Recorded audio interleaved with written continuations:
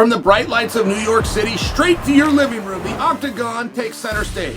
V-Chain UFC 322 brings Islam Makhachev versus Jack Del Maddalena in a clash of champions. And DraftKings Sportsbook, the official sports betting partner of UFC, puts every kick, clinch, and finish in the palm of your hand. New customers, turn $5 into $300 instantly if your bet wins. Download the DraftKings Sportsbook app right now. Use the code SONNEN. Stay in on the action and use your bonus bets on DraftKings same-game parlays for a shot at an even bigger payout. Love the thrill of live betting? Bet live on star, player props, and in-progress games right as they happen. If sports betting is not yet available in your state, don't worry. You can still join in on all the fun with DraftKings Daily Fantasy Sports and have the shot to win cash prizes. Download the DraftKings Sportsbook app right now. New customers turn $5 into $300 instantly in bonus bets if your pick wins. Only at DraftKings Sportsbook. The crown is yours. All right, guys. I gotta pull a scumbag move on you, okay? I gotta tell you a story, and then I gotta tell you how incredible the source is, and then I've got to not tell you who it is. All right, I'm sorry, but I got a text message here saying, "Hey, Chael, go discuss this in a video." Okay. If you had one guess for who this question comes from, you'd get it right. At any rate, let me read this to you, okay? Why is Francis Ngannou talking about a fight with Jon Jones while Francis is signed to another organization? Better question. Why the F would the UFC want to book Ngannou versus Jones? Total waste of time and money. All right. Now it says, those are the questions. That's all in bold. Now I'm trying to read this right here. Let me just read this out loud. Francis Ngannou believes a fight with him and Jon Jones at the White House is bigger than Jones versus Pereira. Okay, the biggest fight of all time can only happen with Jon Jones and Francis Ngannou, says Francis Ngannou. That's all I have to say about that. No disrespect to other fights or fighters. Okay. That gives me a few thoughts right off the bat. And see, Francis is so interesting to me because in my perspective, he's got everything. He just doesn't know what he's doing. He just doesn't know what to do with it. Like my whole life, I have wanted to look like Francis Ngannou, right? The man is beautiful. And you would all agree with that. Any guy that's ever exercised or ever looked at pictures of dudes with muscles and then got down and did some push-ups and went flexed in the mirror, which is every guy, wants to look like Francis. So he's got these checks in these boxes. Every guy wants to be the baddest dude in the world, wants to be the world champion, right? Like Francis has what he needs. Not to mention he's got the intangible, which is he's a monster. And monsters have an automatic mystery. Francis has it all. He just doesn't seem to get the game that we're playing. He is under contract with the PFL. He's a board member with the PFL. And he just stated that the biggest fight of all time cannot happen. These are his exact words. The biggest fight of all time cannot happen without Jon Jones and Francis Ngannou, says Francis Ngannou. Okay. So whatever the PFL does next, which they are in a mad scramble. They have not booked him. There's not rumors of booking him. They're not looking in a direction to book him. I mean, they just don't have that right fight yet, right? For what Francis could be and what the money costs and kind of the celebrity around it. And is it a championship match? I get a little bit confused on that.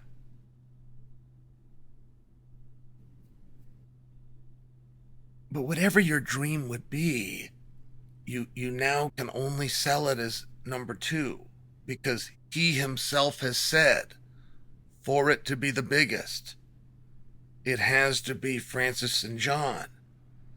All right. Now, you must understand there's another side to this. Like Francis will see this video and he might just blow it off because he might be saying, "Hey, Chael, I wasn't serious." I'm taking it as though he is. I'm taking it as though he's actually trying to get a fight with Jon Jones. And see, that's another part that's a little bit confusing. First off, you both are well past your expiration date, but that doesn't mean it can't still be a mega fight. People get that wrong all the time. People forget how big Jake Paul versus Mike Tyson was. Right? Like you'll get the fight, the hardcores, the enthusiasts, you, the Eagles, me, the professor. And we will do that a lot. We'll talk about, well, he's not in his prime, or we'll talk about, well, this would have been a lot bigger 2 years ago. Yes, Francis and Jones 2 years ago is a lot bigger than Francis and Jones now. That doesn't mean Francis Jones now isn't big, right?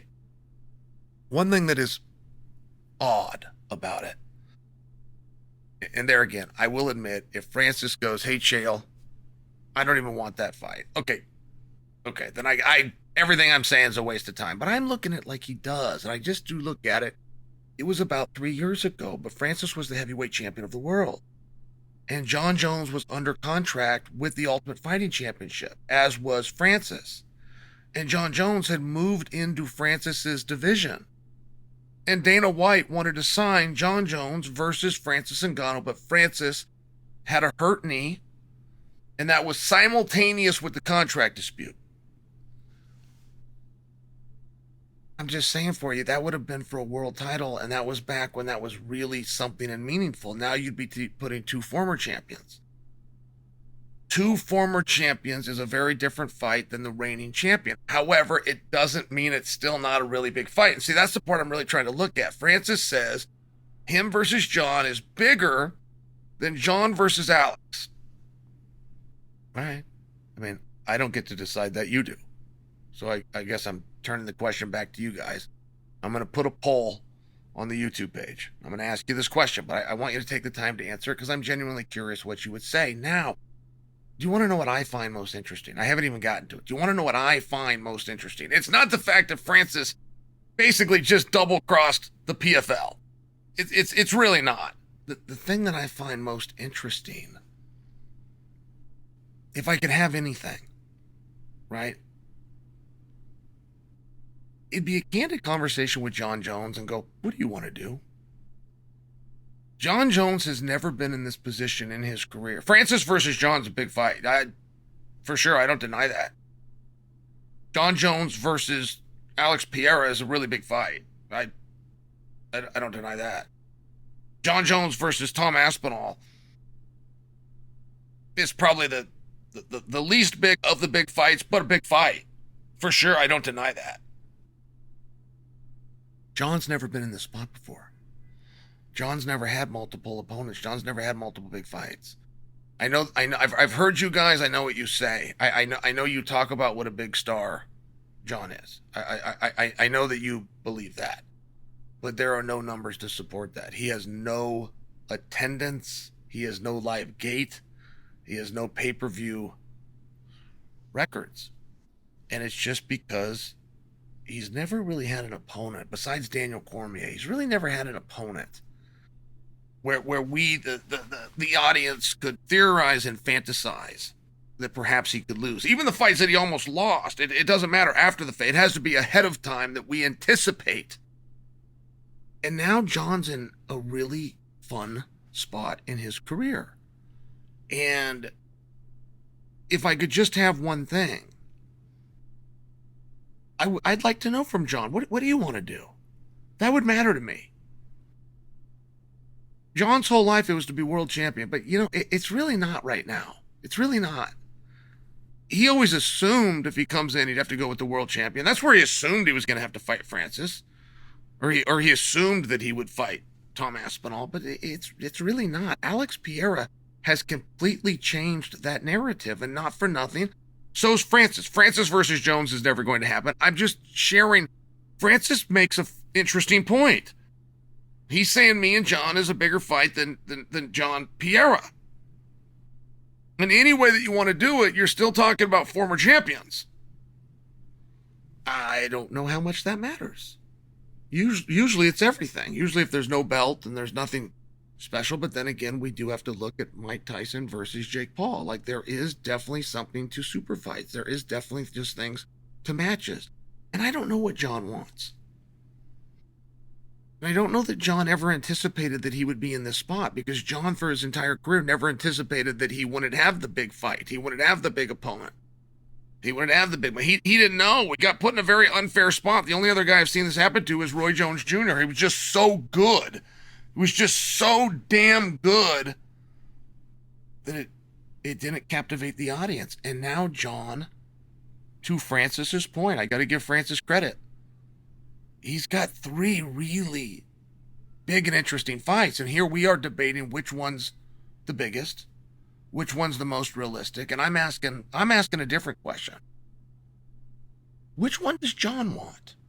Aspinall, Francis, or Pereira?